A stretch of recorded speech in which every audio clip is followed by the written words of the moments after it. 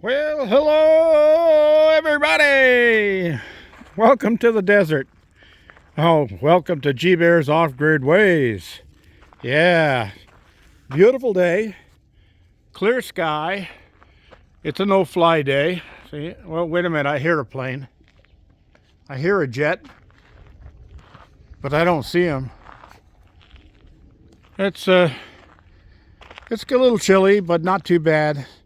It's supposed to warm up by the weekend, so that'll be a good thing.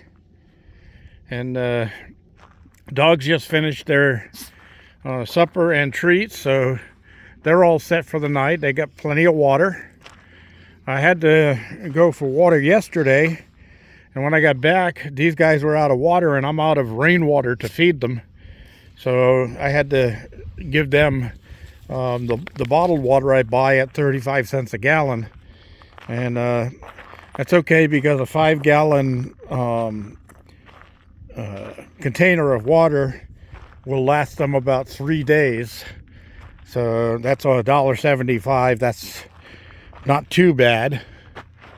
But hopefully down the line here we'll get some rain, and I'll be able to capture some more rain for them, because they like the rainwater. They really do. I mean, they drank a lot more rainwater than they are the bottled water. So anyway, old Patch is over there acting like a nut. You all itchy over there, Patches? And Dog. And the others are out there doing their thing. So, let's see. I got a little list here that I made of things I got to cover today. Let me get that out of my pocket here and get ready. Okay, so here we go. So, like I said, I had to go to town and get water. I also went and got propane. Now, yesterday, I drove all the way out to the propane store, which is about a 54-mile round trip. So that was not good, because they were sold out of propane. They had no propane. So these cold nights, the freezing nights, have gotten a lot of people going in and buying extra propane to keep warm. So I know the lady at the store, so she has my phone number, and I told her, give me a call when you get it. And yesterday, just as I was getting home, she called and said, we just got a delivery. I just got home. I'm not going to drive out there again today. So I said, I'll come out tomorrow. So that's today is what I told her. So I went out this morning and I got my propane. So I do have a backup propane. I checked the other tank that I put in last month. It's half gone. So I should be good until about this time in January with that tank. Unless we get really, really cold nights. And elongated cold nights going into cold days. All right, so got that all done. So while I was out driving around for the past couple of days, of course it was been about 3 days I have had been out on the road, because I had to go to the bank and take a cash advance on a credit card so I could meet my commitments, my bills. And then yesterday I went to get propane, but didn't get it because they were closed. And then today I went and got propane again. So out of the 3 days to pass the time on the road, I was counting expired tags on cars. Just California plates, all just expired tags. So 3 days, my total count, 94 cars, just in the route that I took, 94 cars with expired plates. And mind you, I didn't count the ones that had December monthly tags on them. I only went up to November, because this is still December. They've got until the end of the month to renew. So just from January to November of 2023, I counted the tags, 94 of them in those 3 times out. Imagine that. There's that many people out on the road with expired tags. Now tell me the economy is good and I'll call you a liar. Yeah. And these people are risking it, and I don't like them being out there, but I feel for them. They have to do what they have to do. They can't afford to pay their insurance and their tags, but they've got things they've got to do. They got families to take care of, and it's coming up on the holidays, so they got to do things, and I feel for them. But here in this state, if your tags expire, so does your insurance. The insurance companies and the DMV are in cahoots on the computer, and they know if you don't pay for your insurance, the DMV will send you a notice and say that your tags are expired, or they're not going to renew your tags. So that's a scary thing. All right, so let's get past that one. Next, I have this friend from Orange County. Yes, I'm talking about you, Sharon, and her husband, Steve. And they've been friends for, it's got to be more than 20 years now. But great people. They were friends and customers, and Sharon worked for a large company and hired me to do a lot of work for their properties too. So we were friends for a long time. Every year, usually around Thanksgiving and Christmas, she would make up these scrumptious, totally scrumptious, chocolate-covered peanut clusters. And she made them at home. They weren't something that she store-bought. And she would always make sure I got some for both the holidays, Thanksgiving and for Christmas. And then a couple of times she actually gave them to me on my birthday. So in October, November, December, I had some really good peanut clusters. And I loved those things. But they were addicting, really addicting. Anyway, last time, back in November, she said she was making them, and she would have liked to give me some if I was going to be in the area. But of course, with finances the way they are, I just couldn't get down to the OC, and I didn't have any work to get down there to do, or any place to stay if I went down there. So that was put aside. So anyway, I said, why don't you just give me the recipe, and I'll make them myself, and that's as good as you making them for me.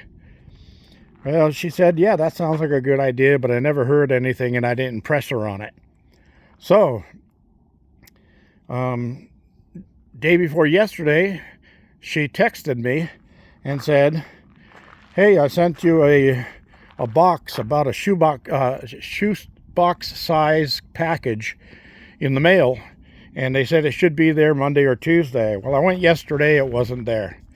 And all this time I'm thinking to myself, oh my God, peanut clusters, oh my God.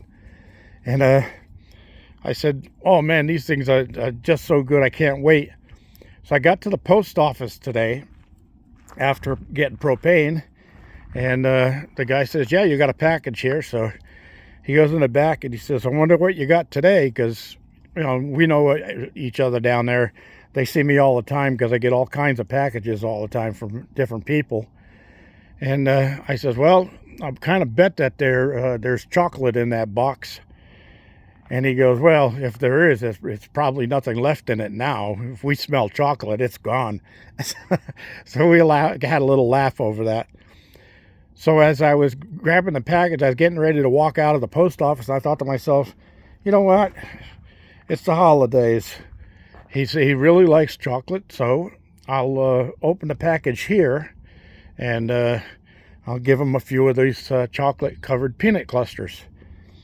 And I get the box opened, and I look inside, and you ready for this? I had to go back up to the window and show him, and he got a good belly laugh out of it. I told him the story about Sharon always making sure I had chocolate-covered peanut clusters, and his eyes lit up when I said those words. And so I was going to share some with you. And his eyes lit up even wider. And I said, well, I can't. And he says, what's wrong? And I said, well, instead of sending me peanut clusters this time, she sent me the ingredients and the recipe. And he fell back laughing so hard I thought he was going to hit the floor. So we had a good laugh, Sharon. Thank you. And yeah, I got the stuff here, and I will be making up a batch of those for Christmas. But I got other things I got to take care of before then. So that being said, I hope you guys got a laugh out of that too. And my mouth was watering thinking I'm going to eat some of these on the way home. But nope, just the ingredients. Oh boy. All right, so that's about it. I got my propane ready. I got an extra backup tank for my barbecue so I can cook outside if I have to. It's supposed to be nice this weekend, so I'll probably be barbecuing out. I did barbecue the last couple of nights. Not last night, the night before and the night before that. I did a sirloin one night, and I did some chicken on the barbecue the second night. So I can still barbecue out here. It's not that cold yet. Of course, at night it gets really cold. But the dogs go inside their doghouse to keep warm. And I see them coming out in the morning, one at a time. As soon as the sun comes up and beats through that window, they realize it's sun up, and they come outside and find a nice sunny spot to lay down. This big old condo I made for them, they seem to like that because they can all get into that on the really cold nights. You got 5 dogs in there, and it keeps them fairly warm if they all kind of like lay close together and that stuff. And it's been getting down in the 20s, so it's a little on the chilly side. Well, I've been going a little bit long on this today, so I'm going to cut this off. I'll get back to you tomorrow as I get into some of the projects I got to do. One of the dogs chewed the wires on my pump again. So I've got one more pump that I can put on here. I won't need it for the winter, so I'll this pump was because I was draining water off of here. But yeah, I won't need the pump on here until springtime. So I'll get a plug out of the container and plug that one, so I don't have to worry about anything crawling inside there. And I'll put the new pump in the springtime, but this time I'm going to put some metal conduit over the wire so they can't chew it off anymore. That's that. The solar on my van is working great. My battery was getting down into the 11 volts sections, but look at this. The sun's no longer on the panels, but I still got full batteries at 12.6, so that's a good thing. Of course, I had to hit the brakes today, and the tank slid forward, the big tank, and knocked my batteries out of place and pulled the board off the wall. So I got some repairs to do there. I'll be getting to that. My sciatica is gone, and I'm moving really well, so I can get things done, and I'm going to get things done. I also got to lift these things up. The back sides of them have sunk into the mud too from the heavy rains we got from that last hurricane remnants that came through here, the one that gave us all the extra rain this year. So I've got work to do. I got a list to do, and I'm going to get to it. Thanks for joining me, everybody. Comments all the way at the bottom and questions. Don't forget thumbs ups. Don't forget to share and subscribe. Subscriptions are doing pretty good.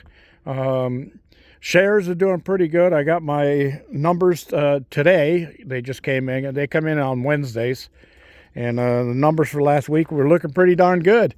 But I'm still looking for that 10K. I want 10,000 subs.